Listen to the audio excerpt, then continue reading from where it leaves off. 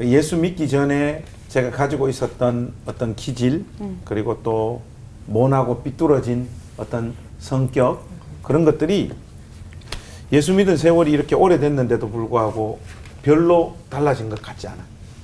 근데 저희 집사람하고 애들이 아빠 옛날에 비해서 진짜 많이 멋있어졌어. 최고다. 그래요. 예. 그리고 또 우리 부사학자들도 그래요. 목사님 처음 만났던 6년 전하고 지금 목사님 엄청 그때하고도 또 엄청 많이 달라졌어요. 저하고 제일 가깝게 매일매일 만나는 사람들로부터 제가 인정받고 있는 사람입니다. 부러워요. 근데 중요한 거는 제가 별로 솔직히 그렇게 잘 못 느끼겠어요. 이 말은 무슨 말인가 하면 구체적인 어떤 항목들의 변화가 있었다라고 보여지지는 않는데 전반적인 그런 죄들이 여전히 저의 삶 가운데 나타나는데 그 강도가 확실히 옅어지고 작아져 가는 것 같아요. 특히 저 같은 경우에는 부모님도 안 믿으시고 또 기독교 신앙 안에서 어떤 양육받은 사람도 아니고 그렇게 예수를 믿고 이제 목회 현장에 들어왔던 그 젊은 날 펄펄 끓었던 저의 마음 속에는 어떤 원망과 불평들이 좀 많았던가 하니까 왜 목사님이 아버지인 사람들 있잖아요. 저는 그분들이 싫었어요. 왜냐하면 목사 안수도 너무 쉽게 받고 또 목회지도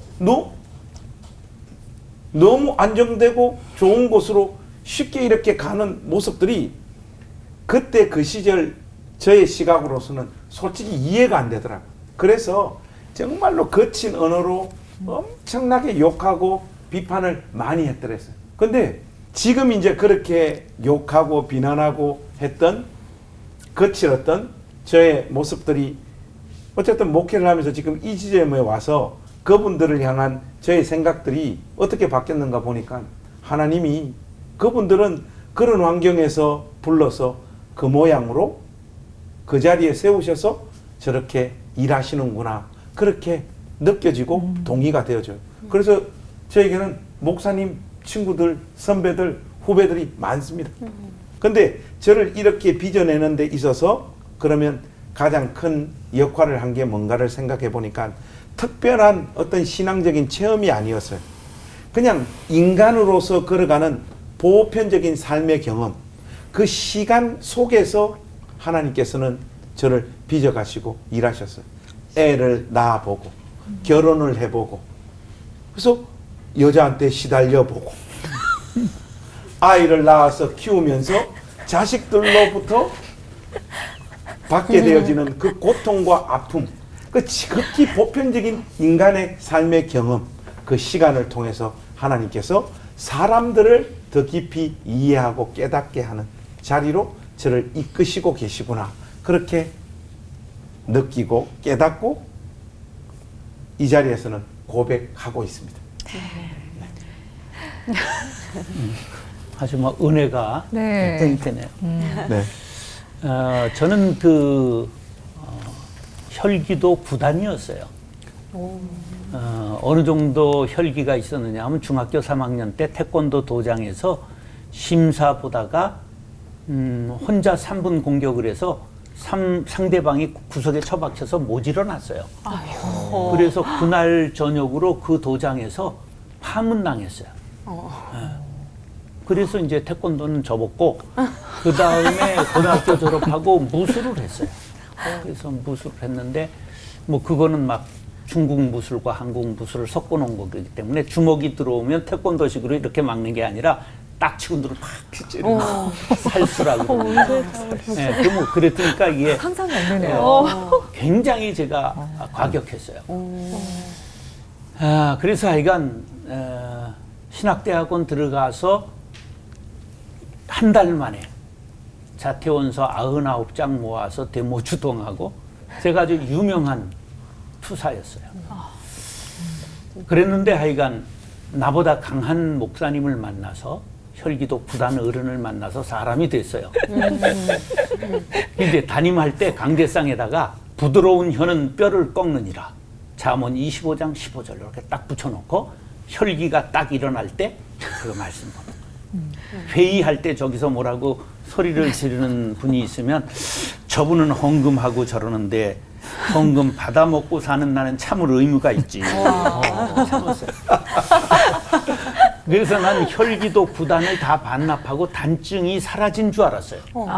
그랬는데 한 몇 달 전에 식당에 3명이 4명까지 갈 수 있을 텐데 3명이 식당을 갔는데 어떤 분이 5분이 왔어. 그래서 주인이 2분, 3분 앉아주세요. 그러니까 아까 저 방에는 단체가 들어가던데 그 단체가 들어갔지만 하여간 4명씩 앉아 있잖아요.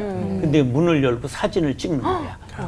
그래서 내가 가만히 그냥 나는 상관이 없어요. 나는 새우 따서 먹고 가면 되는데 혈기가 올라왔어.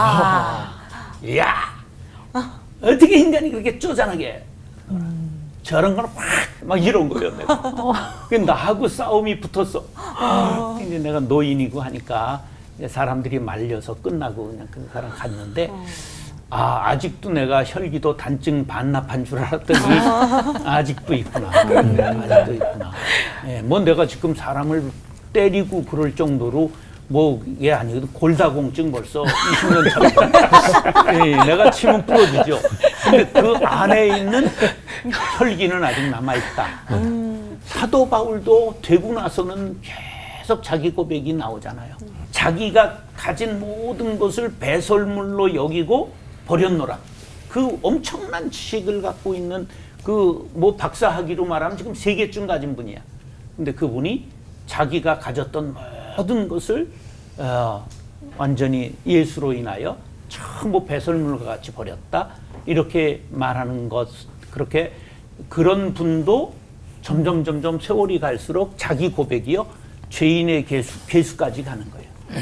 점점 자기 고백이 깊어지는 거죠. 그렇게 변화는 끝날까지. 그래서 어린이 찬송 중에 그 나라 가기까지 날마다 자라가네. 그런 찬양이 있어요. 천국의 황금길을 우리가 걸을 그날까지 날마다 스텝 바이 스텝으로 자라가야 되는 거죠. 너무 은혜로워서 눈물이 막 나네요. 감사합니다. 사실 목회자의 길에 접어들고 담임 목회를 시작하면서 지금 이제 제가 또 목회지로 옮겼지 않습니까? 어떻게 내가 목회를 이렇게 끝까지 여기까지 달려올 수 있었나 하고 보니까 매일매일 그 새벽 기도가 저에게 지속적인 갈등에서 성령을 따라 살 수 있도록 돕는 그런 정말 강력한 인도하심이었다라고밖에 볼 수가 없어요. 요즘 오늘도 이제 우리 교회는 하루에 기도회가 4번이 있어요. 벌써 3번을 인도하고 라이브로 하는데 3번을 인도하고 여기 온 건데 그 인도하고 앉아서 기도하는 그 시간들 안에 내 안에서 일어나는 육적인 본능들이 다 이렇게 뭐라 그럴까 스크린이 일단 되고 이게 잡히니까 내가 무엇을 따라 살아야 될지에 대한 이게 생기더라고요. 생텍쥐벨의 이제 어린 왕자에 나오는 이야기예요. 갈증을 해소하는 신기한 알약을 파는 장사꾼이 있었어요. 그걸 이제 파니까 어린 왕자가 그걸 왜 팔아요? 그랬더니 이 약을 먹으면은 갈증을 느끼지 않기 때문에 물을 안 먹어도 된다. 그럼 뭐가 좋은데요? 그랬더니 그러면 일주일에 물 길러 가는 그 53분을 줄이고 마음대로 다른 데 쓸 수 있지 않냐. 그때 이제 이 어린 왕자가 이런 얘기를 합니다. 나한테 53분이 주어진다면 나는 천천히 물을 기르러 갈 텐데. 제가 이 얘기를 왜 하냐면 어떤 갈증을 우리는 너무 단박에 쉽게 해결하려고 해요. 알약 하나 먹으면 갈증이 사라지는 이런 방법을 우리는 막 추구하고 살지만 실제로 그렇게 사라지는 갈증은 아니다.